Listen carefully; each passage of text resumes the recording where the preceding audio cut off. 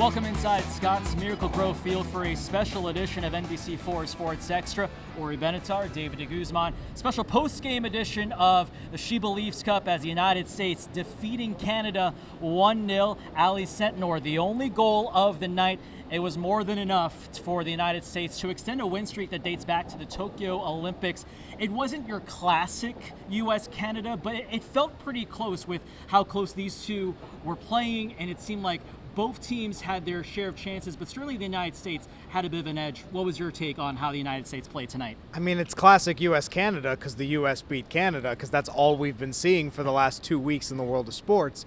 But the game itself, like Emma Hayes said in the press conference, maturity, confidence, poise in the last 10 minutes. The takeaway for me was the athleticism that was on display from this team. The Thompson sisters, Alyssa and Giselle, were brilliant. Emma Sears coming off the bench with her strength. A really good win for the USA. Yes, 1-0. It might not be the prettiest. And granted how well they played offensively, they could have scored 3 or 4. But you know what? It's their rival. You knew it was going to be physical. You knew it was going to be a tough game. 1-0 is good, and it shows. And this team is an embarrassment of riches of talent. So much to get to in this next half hour. We will hear from head coach Emma Hayes as well as Emma Sears on the homecoming moment that she had here at Scott's Miracle Grove Field. But first, let's go to the mix zone and hear from Ali Sentnor, who scored the only goal of the night here in Columbus. Ali, big goal. How did it feel? Yeah, amazing. It's just, I think, so amazing to win in our second game and set us up really well for the third game. And I always have so much joy scoring for this team, playing for this team. So I think it's just a really fun moment in front of a great crowd. How does it feel playing in a system where you have so much speed on the outside and you had all this open space to kind of find those chances? Yeah, I always feel like it's kind of like the Avengers and superheroes. Like, it is genuinely, oh my gosh, I'm so sorry. It's genuinely so fun. I mean, just to be able to release the ball into space and know that Liz and Trin and Emma Sears are, sprinting onto it and going to get there is amazing. And then just being like, I got to get into the box so I can give them an option. And yeah, this team is incredible, and I love playing with every single person here. What do you think of the atmosphere here in Columbus? So fun. It was great. I was saying before, like right as we came out for warm-ups, it was already bumping in the stadium, and I just think it's a really fun soccer community. And you heard it in her voice, Ori, about just how happy she was to play here. Everyone talked about how incredible the atmosphere was playing inside Scott's Miracle Grove Field. There's a reason why the LA Olympics are coming here. Let's go to, I think, the moment of the night besides the goal. We talked about how great the cheers were for that one goal, but I think it was a roar 10 minutes later when Emma Sears took the field. I mean, we love this story, obviously. Dublin, Ohio native, the pride also of the Ohio State Buckeyes. It was a moment that I think everyone was waiting for. And for Emma, too, this is just the next step in her growth. She's had this year and a half of resurgence, really proving herself on this stage. But for her to have this moment in her own backyard, that was pretty special to see. It's nothing better for a young athlete who's trying to become a star in such an iconic U.S. women's national team to have that chance to develop in your hometown. So hearing the cheers of the crowd, Emma told us that she had most of the Sears gang here for the game, and it was just, I think the roar of the crowd was louder when Emma Sears came off the bench than when they scored the goal. But it's great to have that kind of a homecoming, especially as a younger player, relatively new out of college, playing for Louisville, still somewhat close to Ohio, but then potentially to have a chance to play in this stadium 2 years from now for the Olympics and potentially have more games here over time. But she also played well off the bench. She absolutely energized the offense on the right side, kept things going. Good performance in Nashville, too, on Sunday. So she's starting to put herself in Emma Hayes' pool as a regular for this roster. Yeah, she talked about how she invited her old club team as one of the many that came here to support Emma Sears. Let's go to the mix zone. We'll hear from Emma Sears right now. Emma, how did it feel, the roar of the crowd here when they chanted your name and the name was on the PA? Yeah, it was definitely a very special moment for me. I feel like it's always fun playing in your hometown, and so for the crowd to show out for us like that tonight, it was definitely a memorable game and a game in my career I won't forget. What kind of family support did you have here? Do you have the whole Sears clan in town? Yeah, the whole Sears clan is here. I think I lost count, honestly, at the end of how many tickets I was getting for people, but I definitely could feel their love and support, and all the text messages before the game. I think that's always motivating, and so I'm really excited that they were all able to come to the game tonight. How do you feel going into Saturday's game now that you got to start under your belt in Nashville, good minutes here in this game in Columbus? Yeah, I think that the group in general is looking forward to closing out this tournament on a win. That was our main focus at the beginning of the tournament, and so for us to have 2 wins secured, now we're just looking for the 3rd one. Certainly this is just the start for Emma Sears. What do you think is the potential that we're going to see in her over these next few months, years, as we get closer to what would be the World Cup next year, and then of course the LA Olympics? I mean, Emma Hayes talked about before the game how, you know, she smiled about this conversation she had with the other Emma, and how if the World Cup was tomorrow, she would come off the bench immediately. What do you think is her ceiling in these next 2 years? Honestly, it sounds like the sky's the limit. I'll say Emma one more time because we haven't said it enough in this show, but you know, the sky's the limit for her. Now, realistically, from a starting standpoint, from a depth standpoint, this team is still, from a front 3 standpoint, Trinity Rodman, Mallory Swanson, and Sophia Wilson. You didn't have Swanson or Wilson in this game. They just recently gave birth, but they'll be back for this team for World Cup qualifying, for that World Cup in Brazil next year, where they're looking for that 5th star. So realistically, Emma Sears, she does have a place in this team coming off the bench, you know, bringing that pace, bringing that strength, that goal-scoring ability in those moments where you need that spark off the bench. But it's going to be tough to get into the regular 11. But guess what? They play a lot of games in a World Cup. They play a lot of games in the Olympics in short succession. Her time is coming. She'll get those opportunities to play. I can absolutely see her being a World Cup roster spot player, but got to continue that development, and it all comes in the NWSL. She needs to have another good season with Louisville. Sears' path to this point, certainly not like most, but she's making the most of all her opportunities. We'll be back on the other side of the break. We're going to hear from head coach Emma Hayes and her reaction to this 1-0 victory over Canada. Stay with us.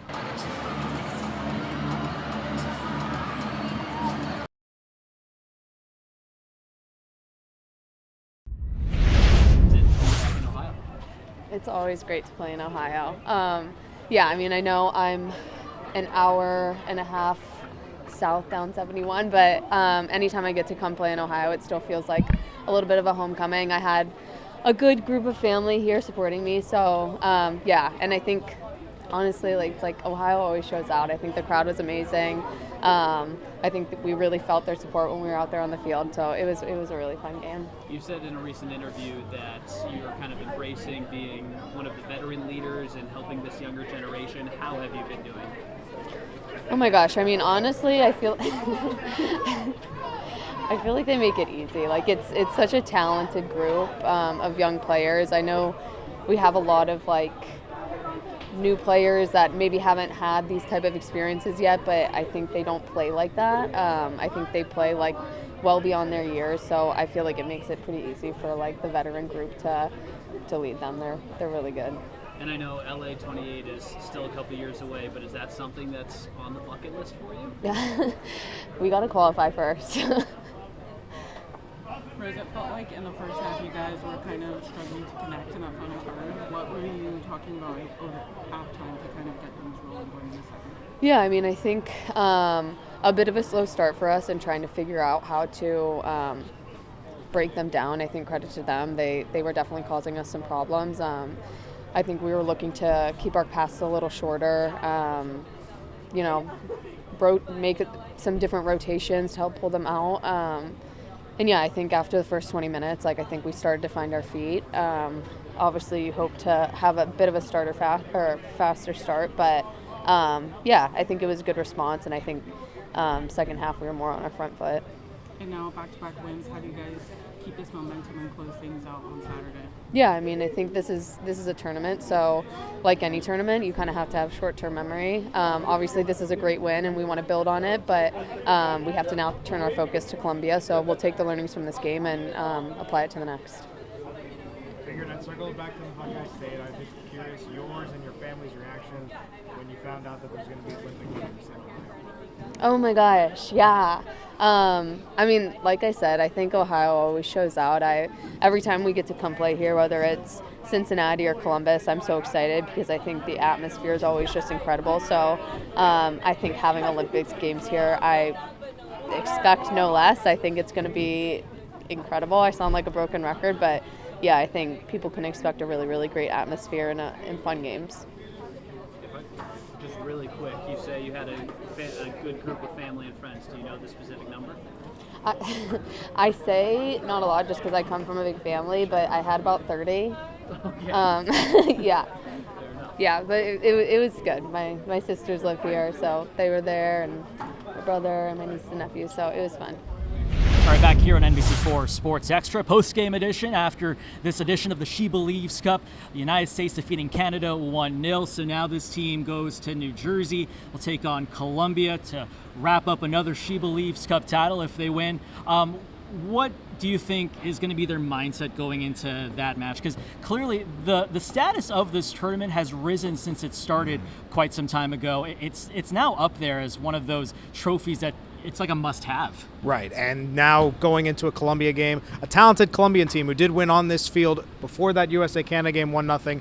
They have a very talented player, Linda Caicedo, playing for Real Madrid, star at the World Cup. She's going to be a star at the next World Cup in 2027. So, a win or a draw gets you that SheBelieves Cup title, puts another trophy in the cabinet, but it's all leading in towards qualifying for November and December. Granted, this is the best. The U.S. is the best team in CONCACAF without a doubt. They're probably the second best team in the world. The real thing that I'm curious about is if a friendly comes, or maybe a SheBelieves Cup comes next year, where you play Spain or England. Those are really the two teams to look out for in the future for this U.S. women's team in the pursuit of a World Cup title and an Olympic gold. Certainly, though, this result over Canada, a big one. Huge, yeah. Because this rivalry is just, has a life of its own. Let's now go into the press conference room. We'll hear from head coach Emma Hayes.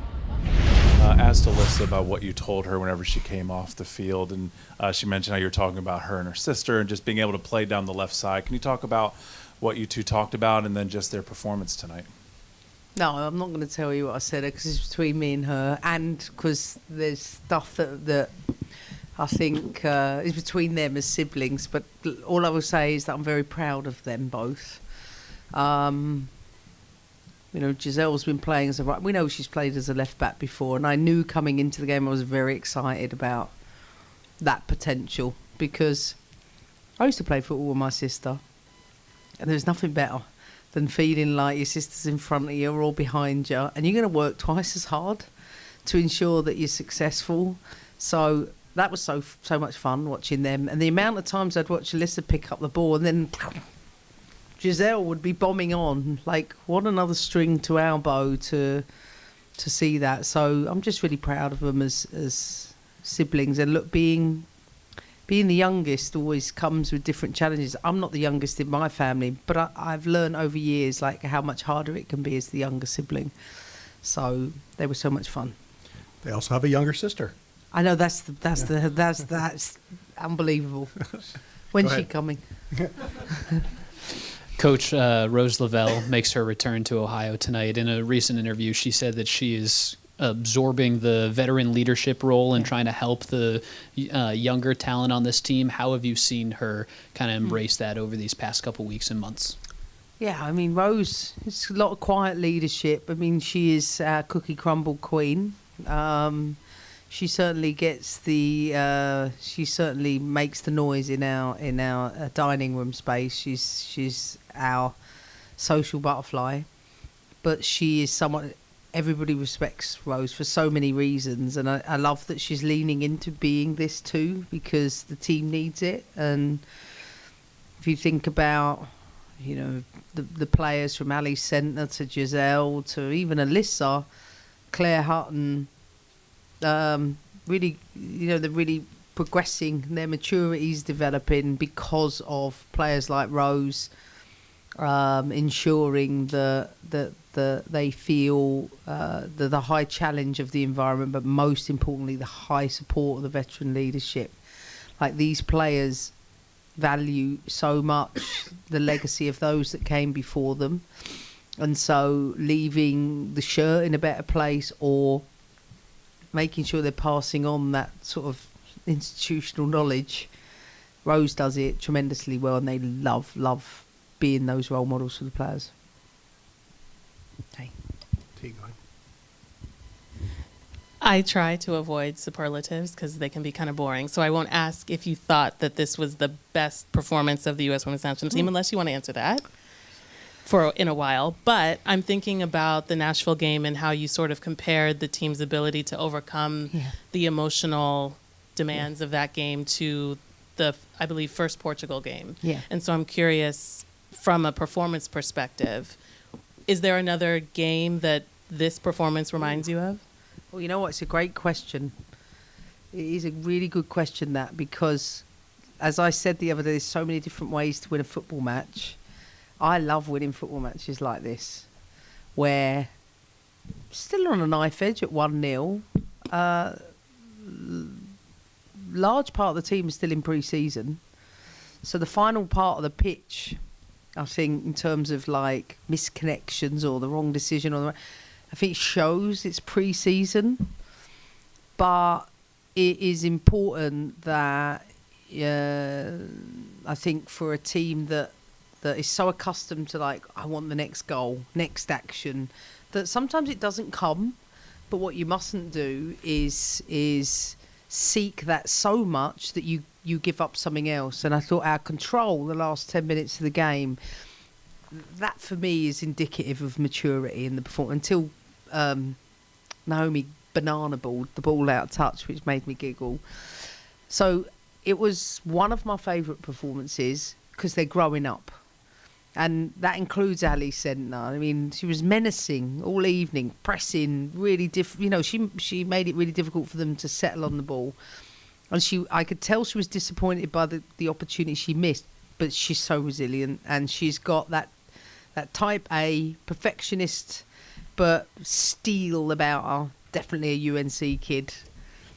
To get her take her chance, and so watching Ali Sentner's development, I just said it to him there. I said, remember Japan last year, that learning, and you're going into these games with that body of work underneath you, and they are in a better place for it. And just bear in mind, there's a lot of experience you need a lot of experience to play the nine as the US Women's National Team, and I thought she did a bloody good job of doing that. So yeah, I enjoyed it, even though, I mean, I always want more goals, but sometimes not. Sometimes I'm like, I think it's a good place to be in, where you're like, we're winning 1-0.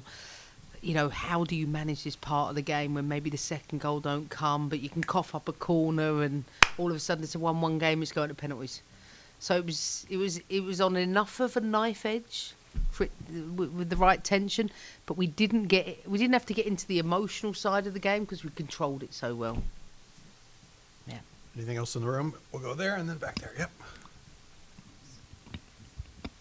Hi, Emma. Congrats on the win. I was wondering if you could talk about your game changers tonight, because it felt like every change that was made, the momentum just kept building and the energy was still really good, no matter who came on the field. I said to them in the huddle afterwards, one of the hardest games to come into is this game. When it's 1-0, there's no real reason to change it. Sometimes you can disrupt that flow by making changes unnecessarily when the team's got a good rhythm, it's in control.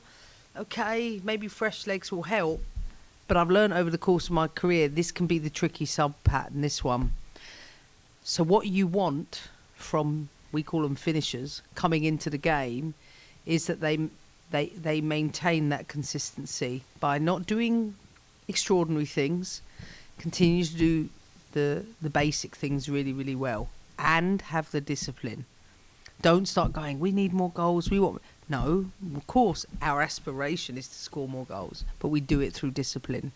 And I think whether it's Lindsay coming in, her experience and leadership, Emma Sears gave us, a fresh pair of legs on the right hand side. Lily Johannes, same, fresh because she played 60 the other night. And then obviously the last couple of minutes, because Jaden Shaw can go in as a 9, Ali Sentner's played as a wide player for us before, they know so many more roles. It's so much more easy. It's easier for me to make those decisions. So I enjoyed that part too. Coach, I mean, you just mentioned how easy it is to make the decisions tactically. I would have to guess it's also probably easy to form an attack when you have such athleticism on display in this team. I'm curious what your thoughts are, just seeing, Alyssa and Giselle with the speed, Emma Sears with the strength and everything. What is your takeaway in terms of how athletic this team is? Well, it's part of the DNA of this programme, so I'm leaning into that, and you need it. You know, there's nothing worse, is there, than really pacey wide players. And I think in Emma Sears, in Alyssa Thompson, you know, they've been developing. I think Trinity, I'm so happy for Trin to get 60. I mean, Trin hasn't played football in a while, and I think it will take time to build, but for her to come through with that, especially after what happened the other day, I think it's a good start for her too. Yeah, like, really happy with the team. They're growing up. The team's growing up. All right, Emma Hayes feeling pretty good. One more question I do want to ask you, Sure. Ori, before we go to break. You know, Emma talked about control, discipline, not going for all the goals because you don't want to sacrifice something. What do you think is the mentality of this team going into not just Saturday against Colombia, but also just overall as they gear up for another World Cup in about a year and, of course, the Olympics? Well, the mentality, especially seeing the way that they're playing on the pitch from this game, they just are going to go after every team they play. I love the mentality that the Thompson sisters have of just running at defenders and just creating space for themselves to make those chances. The mentality for the team going forward through these next games, continue taking care of business, show why you're the U.S. women's national team, and show that, yeah, maybe they didn't win in 2023, but we won in Paris, and now we have a chance to win again in Brazil and in L.A. because the talent on this team, and like I mentioned earlier, the athleticism, this is getting close to among the best we've ever seen for this historic team. All right, we'll take one more break here at a rainy Scotts Miracle-Gro Field. On the other side of the break, we have some final thoughts.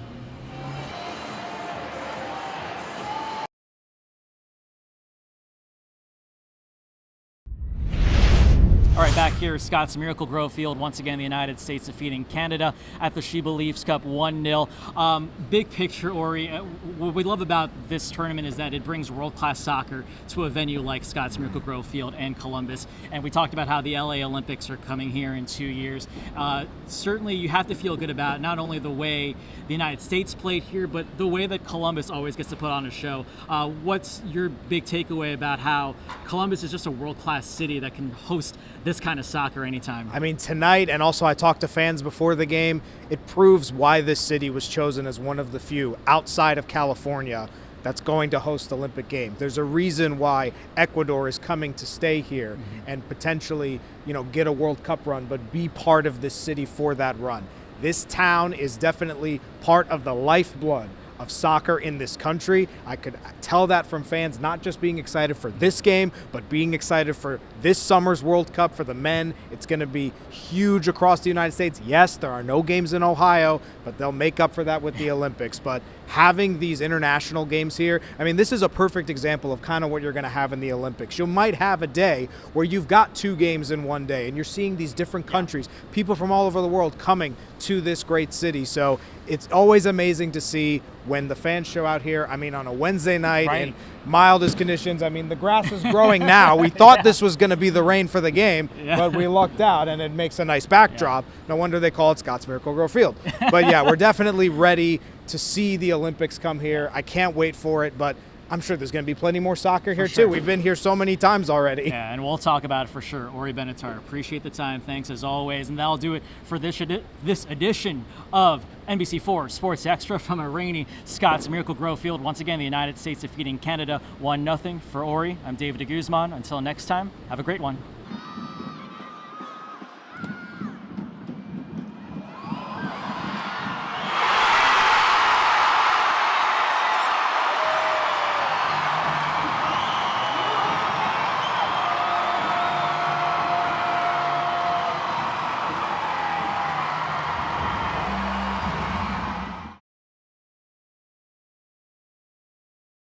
Thanks for watching. For more NBC4, download the NBC4 streaming app. You'll get free 24/7 local programming streamed straight to your living room. Just search NBC4 Columbus on your Apple TV, Amazon Fire, Roku, or Samsung device.